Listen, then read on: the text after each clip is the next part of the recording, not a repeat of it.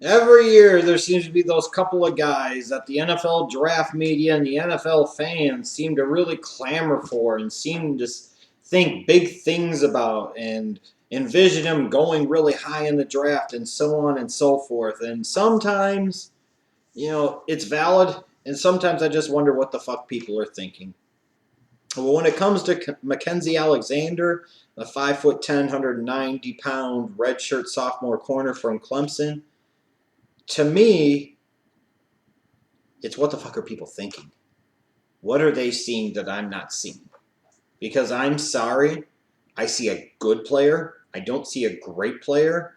And I don't know where the hell this talk about this dude being a top 20, top 15, top 10 pick, first corner off the board, first round pick type of bullshit ever started. I just don't see it. And I think maybe it's in part because of the fact he was such a highly touted prospect coming out of high school 3 years ago, and Clemson was able to get him. He played on a marquee program this year that ended up making it all the way to the national championship game, and he was a big name on a big name defense that made it to the title game. Maybe that's it. Maybe there's other things. I don't know. I'm just here to tell you right now, I don't fucking see it. Like I said, I see a good prospect, but I don't see a great prospect. And all this top 10 and top 20 foolishness, we need to pump the brakes on it and fucking stop. Because now we're getting to the point, instead of evaluating a prospect and putting him where he really kind of belongs, we're really starting to overinflate, in my opinion, a prospect's value and what he actually has in terms of skill sets and what he can actually bring to the table at the NFL level. Now, with that start, you might think that I'm really, really down on him. No, I think Mackensie Alexander does have some upside. In fact, it has some very intriguing upside.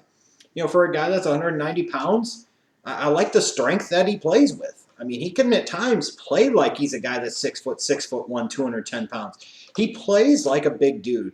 He plays with physicality in his game. He's got pretty good press man technique when he utilizes it. I mean, so when I look at him, just because he's 5'9", 5'10", in no way precludes him from being an outside corner at the NFL level. A guy a couple of years ago that I was very high on was Jason Verrett coming out of TCU. He was maybe all of 5'9", but he was incredibly strong for his size and physical and played that way and was outstanding in his press man technique. Now, I don't think Alexander is as refined or solid in his press man technique as Verrett was, but again, I don't want you to think that it's just because he's only 5'10" or 5'9" that I don't think Mackensie Alexander can be an outside number one corner at the NFL level, because he does have some traits that would lend to him being able to stick out there. I like his play recognition skills. Now, sometimes he can be over aggressive, and I'll talk about that in a moment. But there are times where I saw him on a screen pass, he was able to jump it, and he got to the receiver as soon as the ball got there before the blocker even had a chance to get his hands on him. His awareness and his play recognition skills for a guy, frankly, without a lot of big game college experience, only 2 seasons of play, is really damn impressive, frankly. And sometimes that's an intuitive thing, and not everybody has it, and he does. He's got good quickness. He's got really good speed, and you see that on film. People tend to not get deep on Mackensie Alexander. And that's because I think of his quickness and his ability with his fluid hips to turn and run and redirect himself quickly and be able to get somewhere in a straight line. I mean, this dude can fly. You can see that on the film. He can run. I also like the confidence, the swagger, the attitude he has about him. Sometimes that could jump up and bite you in the ass a little bit too. You could be too confident, too full of yourself. And maybe Alexander goes on that borderline. When he's sitting there and he's not working out at the combine, but he's talking about how he's the best one. Hamstring injury or not, maybe you should shut your mouth when you're not working out at the combine, because that's your place you could have proved it. But at the same point in time, man, he plays with a confidence, an attitude, a swagger about him. You don't want a bunch of choir boys and saints on defense. You want guys with some swag. You want guys with some attitude. You want some aggressive dudes. And Mackensie Alexander is an aggressive dude. He's a confident dude. So he's somebody that I think if he did get burned, it wouldn't really bother him a whole lot, because he'd be right back and thinking that he's still the big shit and he's the best there is. And he's still going to bring it every single time. But when I look at this guy and I hear all these people talking about him being the top corner in this draft, to talk about him being a first-round pick and a top half of round one pick and maybe a top 10 pick, I'm like, holy shit, what the fuck are people seeing? Just too many flaws and too many questions for me to sit there and label him that in this draft. No questions. You look at height and length. Like I said, at times he plays bigger, especially with his physicality. but he is still only 5'10", 190 pounds, so that's going to be a natural question. For a guy that plays as physical as he does at times, he's kind of a doo-doo tackler. He may be somewhat willing in run support, but he's not very good in run support. And you would like him to be an Antoine Winfield type. I know that Antoine Winfield was special in terms of his abilities in run support as a corner, but you would like him to be much better in run support than he actually is. He's just not very good, and that's in large part because he's not a very good tackler. He could take some bad angles on the ball carrier or the receiver. He could sit there and try to go too much for the big hit and miss the fundamental tackle. He's going to need to shore up on that. One thing I really don't like about his game is for a guy that can be physical and frankly needs to be physical because of that lack of size, I think he's too over-reliant on his athleticism at times. And maybe that's because of the scheme he played at Clemson. Maybe that was some of the responsibility that they given to him. But he gives up a lot of cushion. He gives up way too much cushion for a guy that's supposed to be such a shutdown number one corner. He gives up way too much cushion. He gives up way too much room underneath. And I don't care how good your quickness and closing speed is. You might be keeping plays in front of you, but NFL wide receivers are going to be able to pick that apart, and quarterbacks are going to pick on you like crazy. And maybe every once in a while you make a big play, but more often than not, you're going to be the guy at the number 2 corner position that teams are going to be targeting and going after because you're playing scared. And for a guy with such confidence and swagger and attitude to him, I don't know why his play sometimes reflect that he seems like he's fucking scared. Especially for a guy that can play so physical and can be so good in his press man technique. Why play off the receiver so much? Why are you doing that?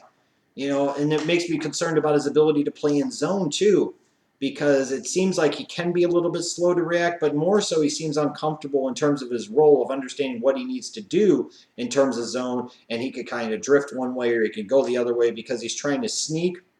He's getting caught tiptoeing through the tulips. And in the NFL level, those quarterbacks and those wide receivers are going to make him smell the fucking roses if he does that. So here's a guy that if he's not fulfilling his role and he's not taking care of his obligation in zone coverage, there are going to be holes all over the place. You look at him, his footwork at times can be a little choppy. I don't think it's terrible, but I don't think it's great either. I'd like to see him refine his footwork a little bit. Like I said, he's pretty good in terms of his natural hip flexibility. I think sometimes he can be a little choppy in making that transition from back pedal to running forward. Also, I look at him in terms of staying disciplined because he is over-aggressive at times. I'd like to see him stay disciplined. I think it would help his tackling a little bit. I think it would help in terms of his not giving up such a gap when he's playing off coverage. I'd like to see him stay a little more disciplined because at times he could be a little chippy after the whistle too. He could get a little too much of the jibber jabber going, which could draw some unsportsmanlike conduct penalties in the no fun league. You're talking about taking a corner very, very high like Mackensie Alexander. The guy has no ball skills. And there could be this whole narrative thing about teams didn't throw to him a whole lot and he was shutting down receivers, so that's the ball skill in and of himself.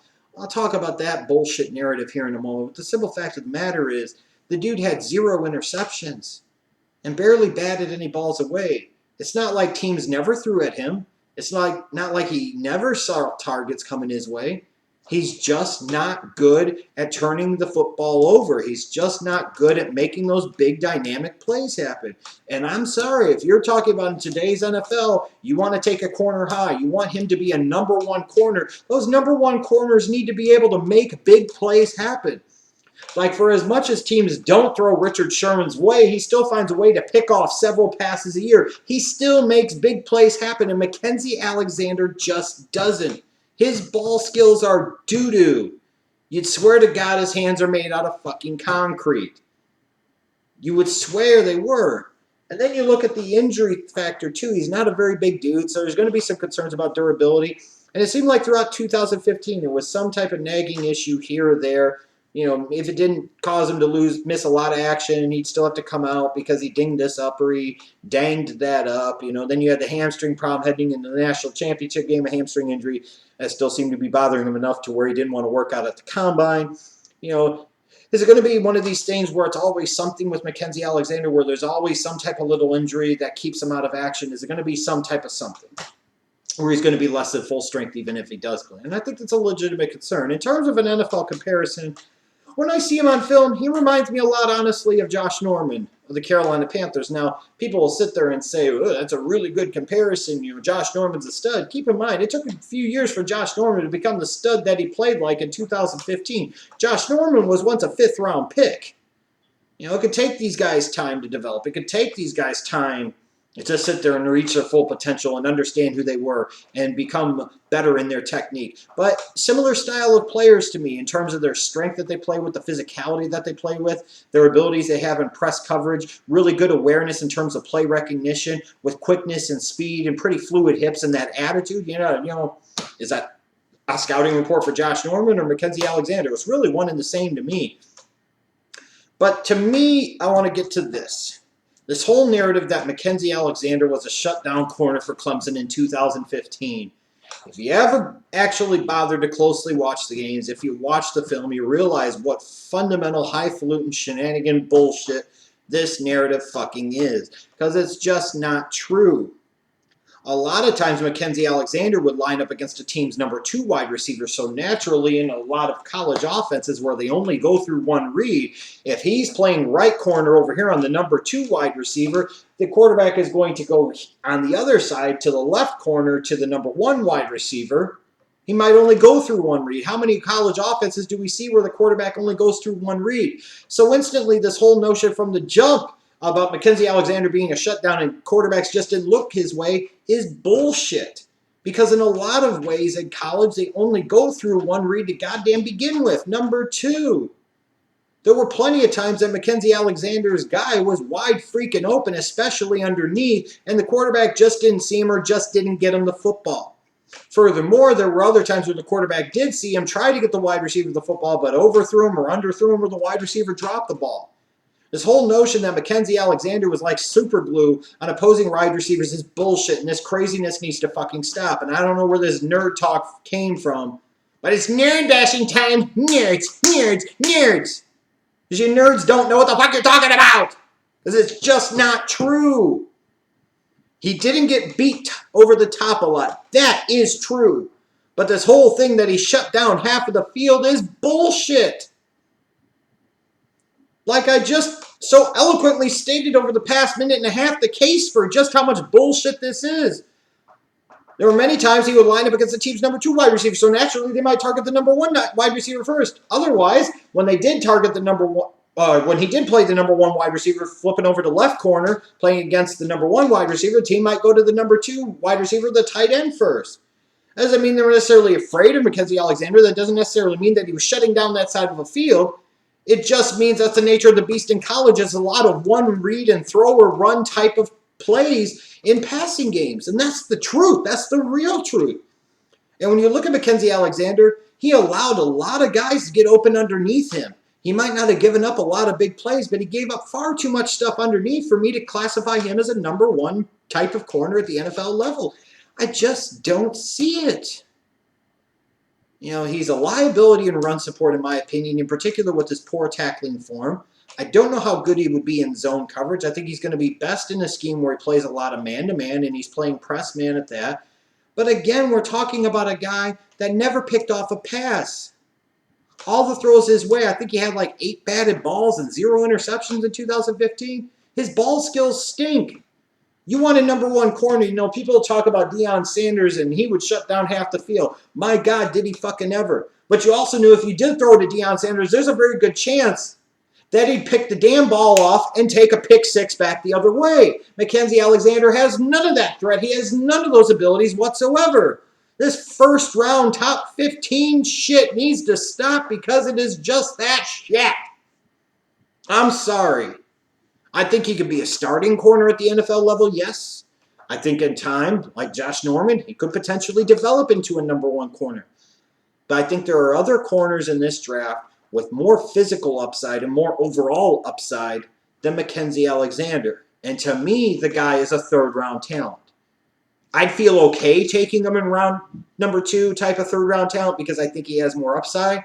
But in terms of actual evaluation based off of what I see on film, he's overrated as fuck by fans in the NFL draft media. He is a 3rd-round talent, period.